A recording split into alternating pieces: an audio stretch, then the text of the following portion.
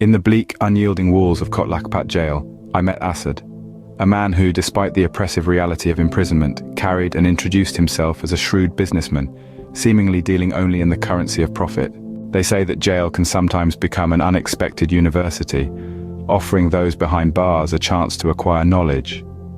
In prison, it's often asserted, an entirely unique educational experience can unfold, an institution where the incarcerated can gain insights and perspectives they might never encounter elsewhere.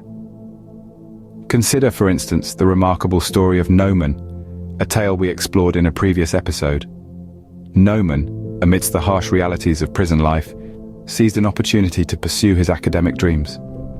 He defied seemingly insurmountable odds, studying diligently even in less than optimal conditions, ultimately earning both his bachelor's and master's degrees while serving his sentence.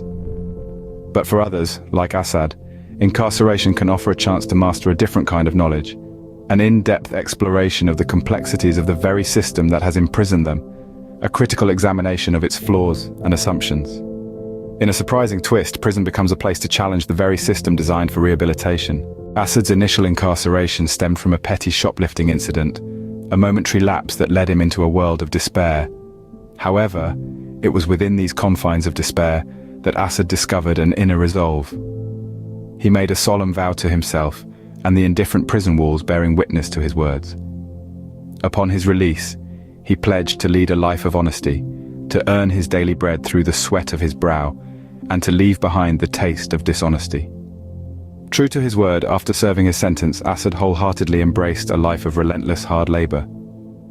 His days were filled with toil under the unforgiving sun, his hands rough and calloused, but his spirit remained unbroken. It was a humble existence devoid of glamour or luxury, yet it was a life built on honesty and dignity, a life far removed from his tainted past. With each passing day, Asad was determined to distance himself further from his former life, renewing his pledge with each sunrise. However, destiny, with its cruel sense of irony, had other plans. Despite his honest endeavors, Asad once again found himself in the suffocating grasp of the Pakistani police. Accused of theft, a crime he did not commit, he was arrested. His past record, an unshakable shadow, was the sole reason for this unjust targeting. Asad realized that regardless of whether he walked the straight path or veered into deviance, he knew he'd forever be a target of the law. During his second stint in jail, Asad underwent an unexpected transformation. In the harsh confines of the prison, he became a reluctant scholar of the judicial system. He pored over its intricate details, exposing numerous loopholes. He discovered that for crimes such as theft or burglary, bail was attainable through lawyers who operated under the radar, trading on done-deal basis. A grim, unwritten rule dictated a waiting period of 90 days before freedom, a sad reality of the Pakistani judicial system. Asad had evolved from a mere inmate to an astute observer of his surroundings. When I met Asad in Kot Lakpat jail, he was accused of a heist worth 2.7 million PKR, standing alongside 3 partners for a crime he had, this time, proudly committed. The spoils were equally divided, with each partner pocketing 900,000 PKR. In an ironic twist, his associates opted for corruption, bribing the police officers with 300,000 PKR each, and had their names removed from the case, securing their release before jail custody. But Asad, guided by a different set of principles, followed a different course. Opting to serve his prison time, he hired a lawyer on a done-deal basis, for a mere 100,000 Pakistani rupees. This, to Asad, was a strange form of gain. During his time incarcerated with me, he recounted, his time behind bars came with the perks of free accommodation, food, and electricity for 90 days, all at the expense of the prison and the government.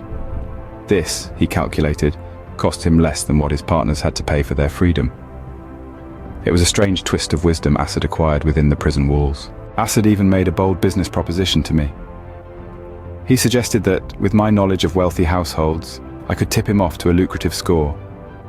In the event of a successful heist, he'd reward me a generous 50% share as consultancy fees, promising my name would remain unscathed if things went south.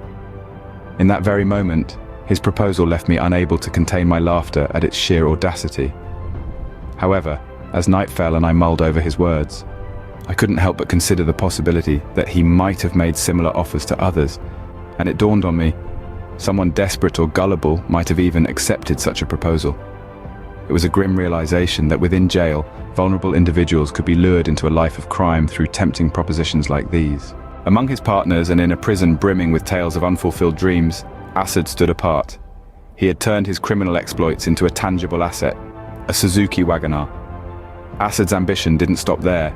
He planned to continue his criminal activities upon release until he had enough to build a house and establish a car rental business with a fleet of self-owned vehicles.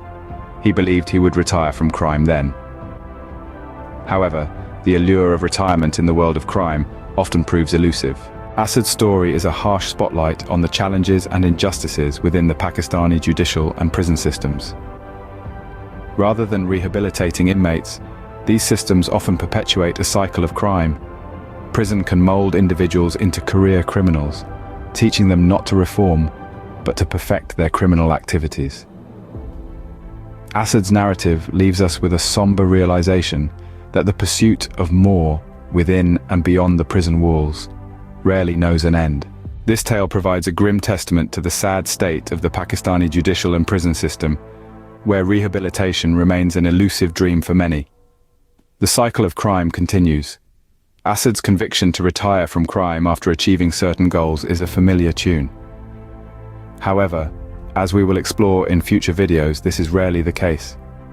The insatiable hunger for more and the allure of one more job continually draw individuals back into the world of crime. As we wrap up Asad's story, it's clear that the world behind bars is not as black and white as it may seem. The Pakistani judicial and prison systems, with their flaws and injustices, often push individuals like Asad further into a life of crime. But here's the question for all of us. What can we do to break this cycle? How can we work together to reform these systems and truly rehabilitate those behind bars? Share your experiences, thoughts, and suggestions in the comments below. Your voice matters, and your insights could be the catalyst for change. And if you're passionate about exploring more stories like Asad's, make sure to subscribe to AIK Dastan. We're committed to shedding light on the untold narratives of inmates and the complexities of the criminal justice system. Thank you for watching AIK Dastan, where every tale is a testament to the human spirit and every voice resonates with the truth as they perceive it.